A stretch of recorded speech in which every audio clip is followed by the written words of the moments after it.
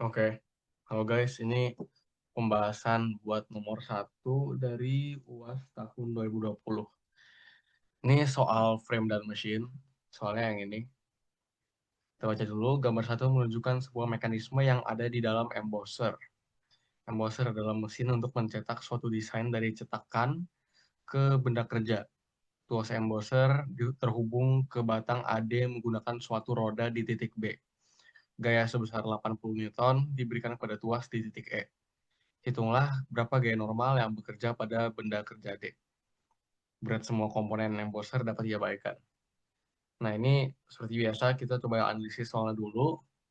Kita cuma dikasih tahu ini gaya di sini 80 Newton, tanya gaya di D berapa.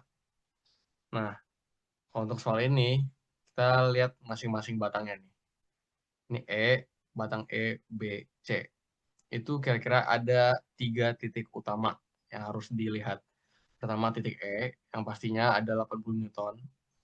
Terus ada titik B yang ada roda, dan titik C yang ada reaksi pin. Berarti kira-kira di sini ada reaksi, sini ada reaksi.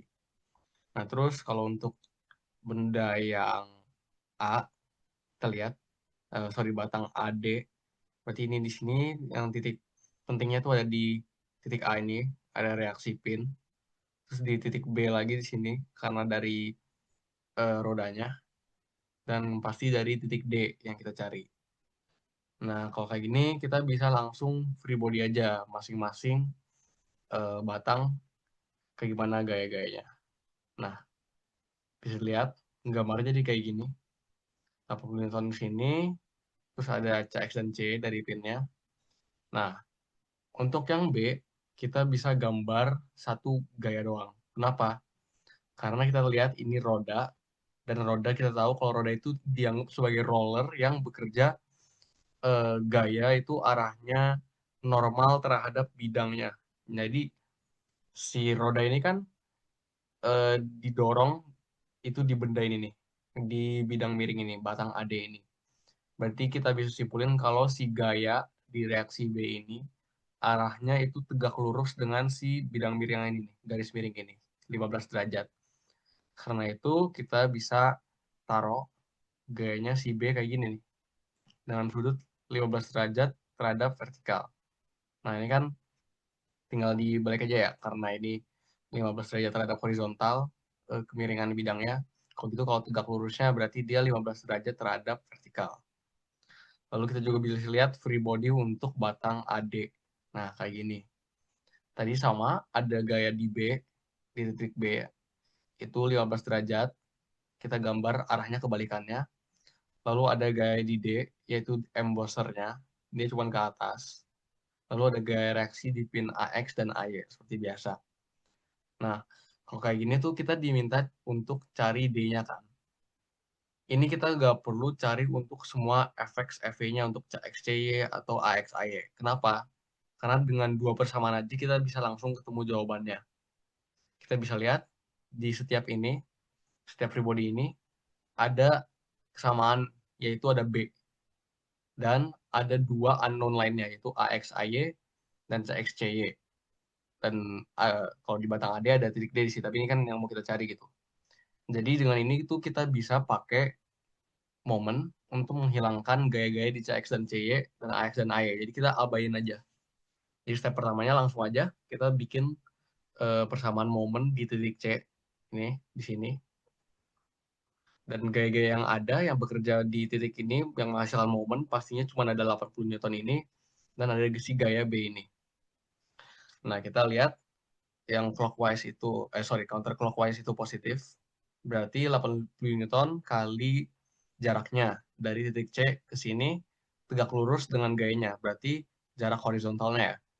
Dari titik C ke sini ke 80, berarti 130. Kayak 130. Nah, ini kalau kita lihat ini satuannya dalam milimeter, dan kalau untuk bakunya itu biasanya kan kita pakai ubah jadi meter kan. Tapi karena ini tuh persamaan yang kita mau cari B bukan momennya, kita mau cari gaya, berarti kita mau pakai satuan apa aja nggak ngaruh nih si jaraknya ini, karena ujung-ujungnya bakal kecoret juga. Oke, tadi 80 kali 130, terus kita lihat, nih si B bikin momen kemana.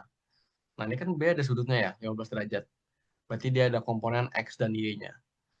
Nah, yang menghasilkan momen bagi titik C itu cuman komponen X-nya. Kenapa? Karena komponen Y-nya itu bakal segaris, searah dengan si titik poros ini, si titik C ini. Kayak gini.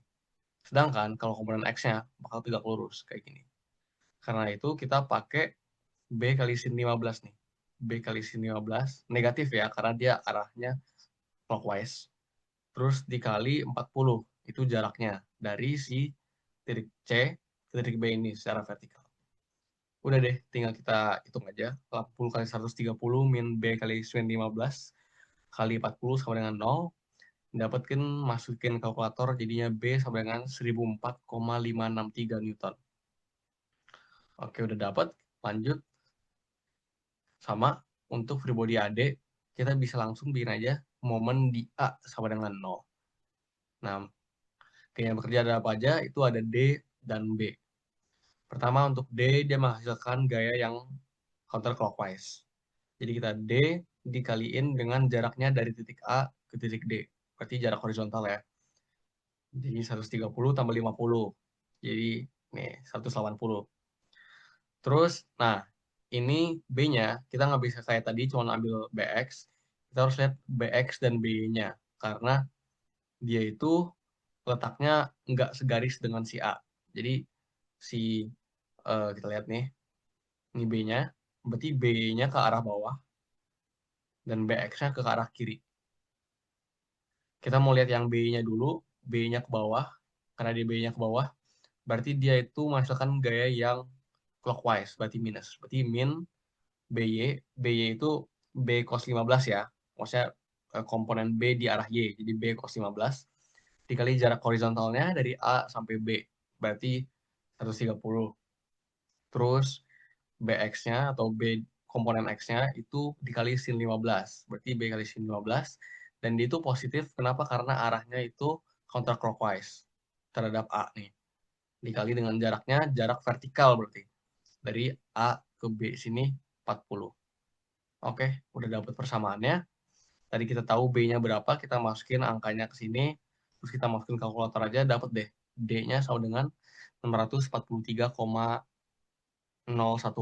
Newton.